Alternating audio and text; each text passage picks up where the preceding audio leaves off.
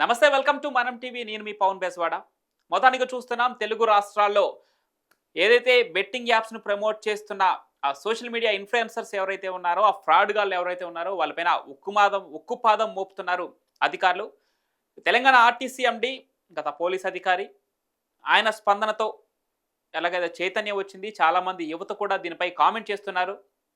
ముఖ్యంగా పోలీస్ అధికారులు దీనిపై చర్యలు వేగవంతం చేసే ప్రక్రియనైతే మొదలుపెట్టారు. ఈ నేపథ్యంలోనే ముఖ్యంగా మొదటి ఫ్రాడ్ ఎవరైతే ఉన్నారో బయ్యా సన్నీ యాదవ్, దాదాపు 500 వీడియోలు ఆయన సోషల్ మీడియా ప్లాట్‌ఫామ్‌లో ఈ బెట్టింగ్ యాప్స్ సంబంధించిన వీడియోలైతే చూడటం జరిగింది మనం. ఇక దానిపైనే ఏదైతే బెట్టింగ్ యాప్స్ ప్రమోట్ చేసి దాదాపు 30,00,00,000 దండుకోవడం జరిగింది. ఎంతోమంది అమాయకపు యువతను ఈ ఈ రకంగా ఆయన ఆకర్షించడం జరిగింది. వారి దగ్గర నుంచి కొంత డబ్బును పెట్టుబడిగా పెట్టించి కేవలం యాప్స్ ఆయన ప్రమోట్ చేసినటువంటి యాప్‌లో రిజిస్టర్ కాండి, మీకు 500 పంపిస్తాను, కేటీఎం బైక్‌లు ఇప్పిస్తాను, లేదంటే ఐఫోన్‌లు ఇప్పిస్తాను, విమాన టికెట్లు ఇప్పిస్తాను. ఇలా ఎన్నో ఆశ చూపి, ఎన్నో డబ్బుని ఎరగా వేసి అమాయకపు యువతని తన వైపు ఆకర్షించుకున్నాడు. ఒక 30,00,00,000 దండుకున్నాడు. 8,00,00,000 పెట్టి ఇల్లు కట్టుకున్నాడు. ముఖ్యంగా బెట్టింగ్ యాప్స్ ప్రమోట్ చేయడం ద్వారానే మరి బయ్యా సన్నీ యాదవ్‌కు ఈ ఇన్‌కమ్ వచ్చిందంటే అవుననే చెప్పాలి. ఎందుకంటే గతంలో తాను యూట్యూబ్ ఛానెల్‌లో ఏదైతే యాత్రికుడిగా ప్రయాణించాడో, ఒక టూరిస్ట్‌గా ఒక యూట్యూబ్ ఛానెల్ స్టార్ట్ చేయడం జరిగింది. కానీ దానిపైన కొన్ని రోజుల తర్వాత ఇన్‌కమ్ రావటం ఆగిపోయింది. దాంట్లో కొన్ని వీడియోస్ కూడా అప్‌లోడ్ చేయడం కొన్ని రోజుల పాటు ఆగిపోయింది. ఈ నేపథ్యంలోనే ఓన్లీ యాప్స్‌ని ప్రమోట్ చేయడం ద్వారా మాత్రమే ఈ ఇన్‌కమ్ అంతా తనకి రావడం జరిగిందని చెప్పి క్లియర్‌గా తెలుస్తుంది. ఇదే విషయాన్ని ప్రపంచ యాత్రికుడు నా అన్వేషణ అనే వ్యక్తి కూడా దాన్ని క్లియర్‌గా వివరించడం జరిగింది.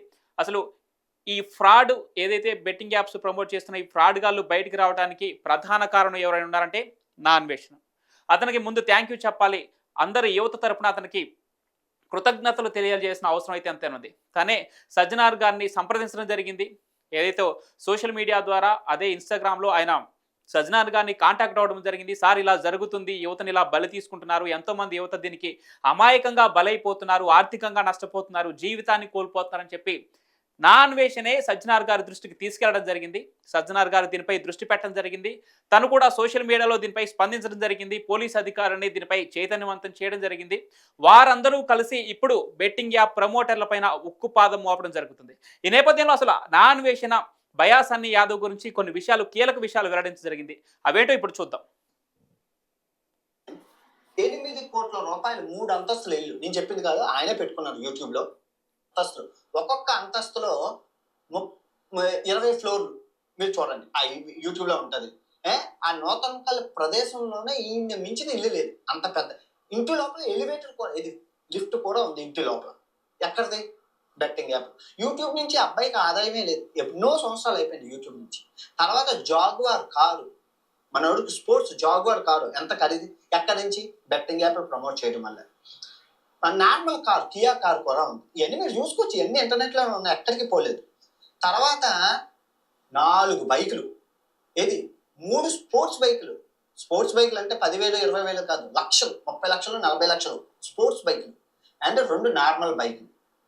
ఇంకా తర్వాత ఒక న్యూస్ ఛానల్ పెట్టుకున్నాడు. తర్వాత బెనామీ 3 కంపెనీలు ఉన్నాయి షాపులు, బెనామీ షాపులు. ఎందుకంటే ట్యాక్స్ ఎగదొప్పడం కోసం. షాపులు ఎప్పుడు ఓపెన్ చేసి ఉండవు, కానీ బెనామీ కంపెనీలు. ఆ తర్వాత ఈయనకి ఒక ఎంసీఎన్ కంపెనీ ఉంది, స్ట్రెస్ బ్లాస్ట్ అని. అబ్బాయికి ఓనర్ వెంకట్ అని ఉంటాడు. సో ఇలా ఇంత అక్రమ సంపాదన ఎక్కడి నుంచి వస్తుంది? పోలీసులు పట్టుకు ఇప్పుడు మీరు చూసుకుంటే ఈ అబ్బాయిని మీ అందరికీ తెలుసు, ఒక యూట్యూబర్గా అందరికీ పరిచయం. నేను ఎన్ని సంవత్సరాల నుంచి, ఈ అబ్బాయి కాదు చాలా మంది ఉన్నారు ఇలాగే.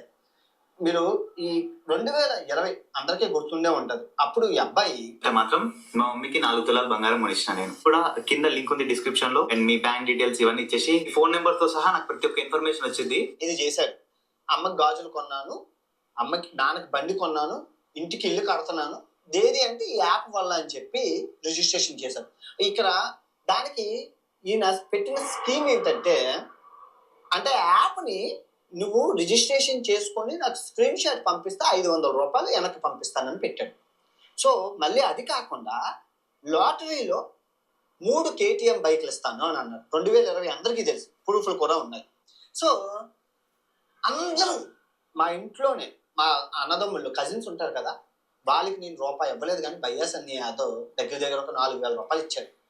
మా తమ్ముడు ఏం చేశారంటే, కజిన్స్ ఉంటారు కదా, చిన్నాన్న పెదనాన్న పిల్లలు, వాళ్ళు వాళ్ళంటే నా అంబిషన్, మా చిన్నాన్న పెదనాన్న వాళ్ళు ఎస్, చూస్తున్నాం కదా, ప్రపంచ యాత్రికుడు నా అన్వేషణ బయాసాని యాదవ్ గురించి ఎలాంటి ఫ్యాక్ట్స్, ఎలాంటి నిజాలు బయట పెట్టాడు. 8 కోట్లు పెట్టి ఇల్లు కట్టుకోవడం, 20 అంతస్తుల ఇల్లు, దాంట్లోనే లిఫ్ట్. ఇంత సంపాదన ఒక వ్యక్తికి నార్మల్గా ఇంత సంపాదన ఒక సంవత్సరంలో సాధ్యమవుతుందా? 2020 నుంచి ఈ బయాసాని యాదవ్ పైన నా అన్వేషణ పోరాటం చేస్తూనే ఉన్నాడు. ఇలాంటి ప్రమోట్లు చేయొద్దు భయ్యా అని చెప్పేసి పర్సనల్గా కాల్ చేసి కూడా అతను రిక్వెస్ట్ చేయడం జరిగింది. పూర్తిగా తన యూట్యూబ్ ఛానల్ ఏదైతే ఉందో దాంట్లో పూర్తిగా వివరించడం జరిగింది నా అన్వేషణ. ఈ నేపథ్యంలో అసలు 30 కోట్లు దండుకునే నేపథ్యంలో ఎలాంటి ఎర చూపాడో కూడా క్లియర్గా చెప్పాడు నా అన్వేషణ. కేటీఎం బైకులు, లేదంటే ఐఫోన్లు, విమాన టికెట్లు, లేదంటే మీరు ఒక యాప్లో, తాను చెప్పిన యాప్లో రిజిస్టర్ అయితే చాలు మీకు 500 పంపిస్తానని అని చెప్పేసి ఆ స్క్రీన్ షాట్లను ఉపయోగించి ఎంతమంది యువతని ఆకర్షించాడో, అలా యువత కేవలం 500 రూపాయల కోసం ఆశపడి ఎంతమంది తనకు 500 రూపాయలు సెండ్ చేయడం జరిగిందో, తన పేరు చెప్పుకొని ఎంతమంది రిజిస్టర్ అవుతారో, తన లింక్ను ఉపయోగించుకొని ఆ బై లింక్స్ 1 by 1 ఉపయోగించుకొని ఎంతమంది రిజిస్టర్ అవుతారో దాని ద్వారా బయాసాని యాదవ్కి కొన్ని కోట్ల రూపాయల ఆదాయం రావడం జరిగింది. తాను కేవలం సంపాదించుకునే డబ్బును మాత్రమే చూశాడు తప్ప ఆ బెట్టింగ్ యాప్స్ ప్రమోట్ చేయడం వల్ల ఎంతమంది యువత దీనికి బలైపోతున్నారు, ఎంతమంది యువత ఈ బెట్టింగ్ యాప్స్ మోజులో పడి ఒకరి తర్వాత ఒకరు అప్పుల పాలై కూడా ఆ బెట్టింగ్స్ ప్రమోట్ చేసి కోల్పోయినటువంటి డబ్బుని తిరిగి రప్పించుకునే విధంగా మళ్ళీ అప్పులు చేసి కుటుంబాన్ని ఆర్థిక సంక్షోభంలోకి నెట్టి, కుటుంబంతో పాటు వీరు కూడా మానసికంగా కుంగిపోయి తీవ్రకు ఆత్మహత్యలు చేసుకున్న వాళ్ళు బోలెడు మంది ఉన్నారు. ఇప్పుడు అటువంటి కేసులు తెలుగు రాష్ట్రాల్లోనే కాదు, దేశవ్యాప్తంగా కూడా మనం చూస్తూనే ఉన్నాం. ఒక పక్క లోన్ యాప్స్ అని చెప్పేసి బ్యాంకు ఫ్రాడ్ బ్యాంకుల నుంచి వచ్చినటువంటి లోన్ యాప్స్ ఉపయోగించి కొంతమంది బలైపోతుంటే, ఇలాంటి బెట్టింగ్ యాప్స్ ఉపయోగించి మరికొంతమంది యువత క్లియర్గా వాళ్ళ జీవితాన్ని, లైఫ్నే పూర్తిగా రిస్క్లో పెట్టేస్తున్నారు. ఇకపోతే బయాసాని యాదవ్తో పాటు తన తమ్ముడు కూడా ఇలాంటి బెట్టింగ్ యాప్స్నే ప్రమోట్ చేస్తున్నట్టు తన సోషల్ మీడియా అకౌంట్స్లో క్లియర్గా తెలుస్తుంది. ఆ వీడియోలు కూడా ప్రతిదీ అలా ఉన్నాయి. చిన్న పిల్లలు, అంటే టీనేజ్ దాటే వాళ్ళు కూడా ఇప్పుడు ఫోన్స్ యూజ్ చేయడం జరుగుతుంది. వారి ఫోన్లకి లేదంటే సోషల్ మీడియా అకౌంట్లకి లింకులు పంపి ఆ లింకుల ద్వారా రిజిస్టర్ అవటం, రిజిస్టర్ అయిన వారికి ఒక 500 పంపిస్తా అని చెప్పి ఆశ చూపటం. ఇప్పుడు జస్ట్ పాకెట్ మనీ కోసమైనా వారు ఆ రిజిస్టర్ అవ్వటం, ఒక స్లోగా రిజిస్టర్ అయిన తర్వాత కొంత అమౌంట్ని పెట్టుబడిగా పెట్టడం, 1000 రూపాయలు పెడితే 2000 వస్తాయి, 2000 పెడితే 10,000 వస్తాయని చెప్పి ఆశ చూపించడం.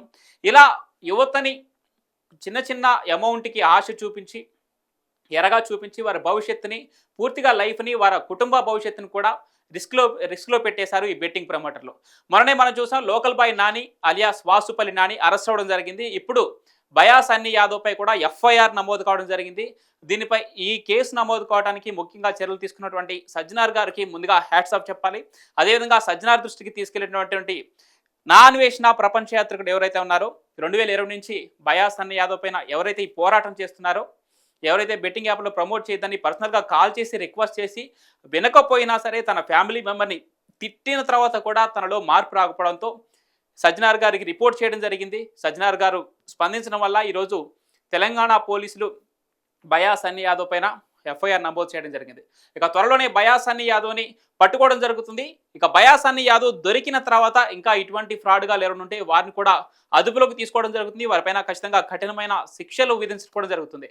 మరి బయాసాని యాదవ్ దొరికిన తర్వాత ఇప్పటివరకు మనకు తెలిసిన ఇన్ఫర్మేషన్ అయినా ఆయన 30 కోట్ల సంపాదనైనా ఇంకా అధికంగా ఆర్జించాడా, లేదంటే 500 వీడియోలైనా ఇంకా ఎన్ని యాప్స్ ప్రమోట్ చేశాడు, ఎంతమంది యువత తన మాటలు నమ్మి ఎంతమంది యువత బెట్టింగ్ యాప్స్లోకి దిగారు, ఎంతమంది తమ జీవితాలను కోల్పోయారో ఇంకా విషయాలు కూడా తెలిసే అవకాశం ఉంది.